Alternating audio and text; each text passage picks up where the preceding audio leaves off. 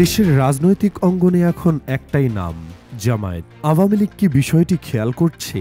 ছাত্রলীগ তো মাঠ থেকে প্রায় উধাও। বিএনপি ছাত্রদলের অবস্থাও তথই বজ। টেম্পো স্ট্যান্ড, রোডঘাট দখল আর চাঁদাবাজি ছাড়া মূলধারার রাজনীতিতে তাদের যেন আর কোনো প্রাসঙ্গিকতা নেই। আজকের ব্রেকিং নিউজ, নির্বাচনের আগে সংস্কার বাস্তবায়নে গণভোটের সুপারিশ করেছে জাতীয় ঐকমত্য কমিশন। বিএনপি আগে থেকেই এই সিদ্ধান্তের বিরোধিতা করে আসছিল। তাদের ভেটো ছিল, তারা কোনোভাবেই রাজি ছিল না। মূলত জামায়াতে ইসলামী ইউনূস সরকারের কাছে এই দাবি তুলেছিলেন, জাতীয় নির্বাচনের আগে গণভোট হলে তা দেশ ও জাতির জন্য ভালো ফলাফল বয়ে আনবে, এমনটাই মনে করে সরকারের তৈরি করা কমিশন। সব জল ঘোলা শেষে কমিশন সেই সিদ্ধান্তই নিল। বলা চলে এই ইস্যুতে জামায়াতের সবচেয়ে বড় জয় হয়েছে। শুধু জামায়াত নয়, বিএনপি ছাড়া প্রায় সব দলেরই জয় হয়েছে গণভোটের এই সিদ্ধান্তে।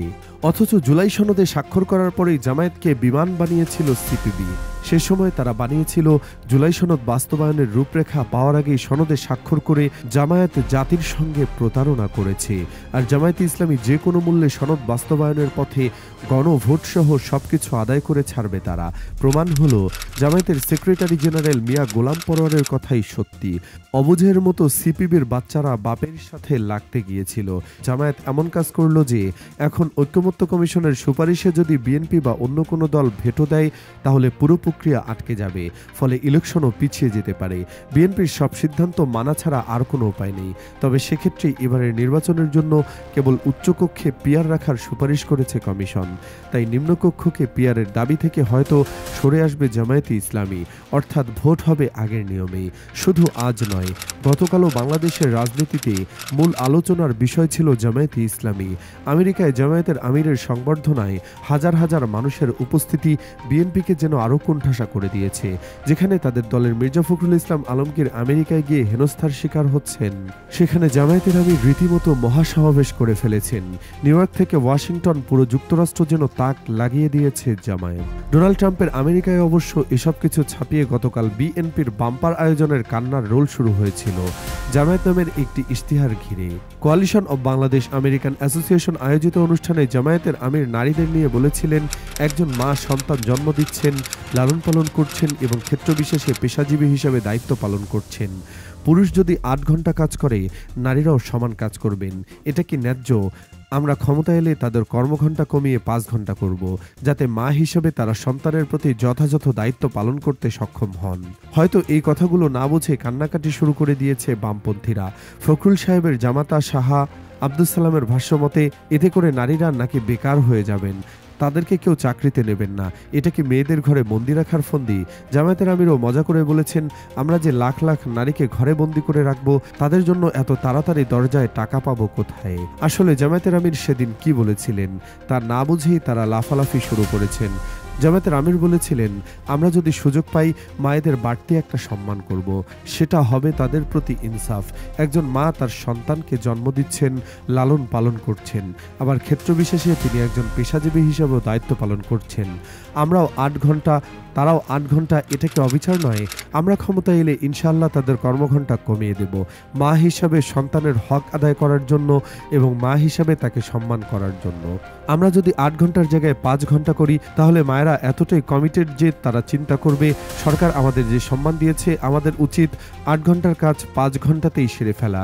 জামায়াতের আমির একদম স্পষ্ট করেই বলেছেন, তিনি মায়েদের এই সুযোগটা দিতে চান। কারণ বাংলাদেশের বাস্তবতায় বাধ্য হয়ে অনেক সংসারে মা বাবা দুজনকেই চাকরি করতে হয়, জীবনের তাগিদেই এটা করতে হয়। একজন মা তার সন্তান জন্ম দেওয়ার পর অন্তত ৫ বছর তার সন্তানকে দেখভাল করতে হয়। এই সময়টার তার বাড়তি চাপ কাঁধে পড়ে। একদিকে সংসার, অন্যদিকে নবজাতক, তার উপর ৮ ঘন্টার ডিউটি। এই পরিস্থিতিতে বেশিরভাগ মায়েরা চাকরি ছেড়ে দিতে বাধ্য হন।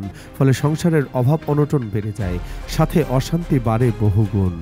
জামায়াত আমির শফিকুর রহমান নিজে যেহেতু একটি মেডিকেল কলেজের মালিক, তিনি এটা জানেন যে মেয়েদের এতটুকু সুযোগ দিলে তারা ৮ ঘন্টার কাজ বরং ৫ ঘন্টাতেই শেষ করে দেবেন খুশিতে। ফলে তার চাকরি, সংসার, বাচ্চা সব ঠিকঠাক থাকবে, কোনো সমস্যায় পড়তে হবে না। এখন বিএনপির মাথায় তো এসব নেই। তারা তো ওয়েলফেয়ার স্টেটের ধারণাই জানে না। তাই না বুঝে বেহুদা বিতর্ক সৃষ্টি করে নারীদের বোঝাচ্ছে, এই দেখো জামায়াত তোমাদের আবার ঘরে ঢোকাবে। তারা যদি ক্ষমতায় আসে, অথচ ওয়ার্কিং মাদ্রাসায় ভালো করেই জানেন জামায়াতের আমিরের এই পরিকল্পনা বাস্তবায়নের সুফল কতটা। যারা বলছেন মালিকরা তখন মেয়েদের চাকরি দেবেন না, এটা ভুল। কারণ প্রত্যেকটা কোম্পানির পলিসি অনুযায়ী নির্দিষ্ট সংখ্যক নারী সেই অফিসে নিতেই হয়। ফলে বিএনপির এই মালিকপক্ষের দাবিদারি মানুষ ঠিকই বুঝতে পেরেছে। কালকে এক বক্তব্যে দাঁড়িপাল্লার নারী ভোটার বেড়েছে হাজার হাজার গুণ। এটা ভোট আসলেই বোঝা যাবে। জামায়াত আমিরের উচিত এটা বরং ইলেকশনের ইশতেহারে ঢোকানো। স্লোগানটা এমন হতে পারে, নারীর সন্তান হওয়ার পর 5 ঘন্টা অফিস, 5 বছর। আর জামায়াত আরও দুটি ঐতিহাসিক কারণে আলোচনায় রয়েছে। 28 অক্টোবর 2006 আওয়ামী লীগের লগি বৈঠার আন্দোলনে জামায়াত শিবির তাদের বেশ কয়েকজন নেতাকর্মীকে হারিয়েছিল আজকের দিনেই। আর 2023 সালের 28 অক্টোবরের এ কথা সবার জানা। জামায়াত চেয়েছিল ওই দিনই শেখ হাসিনার পতন ঘটাতে।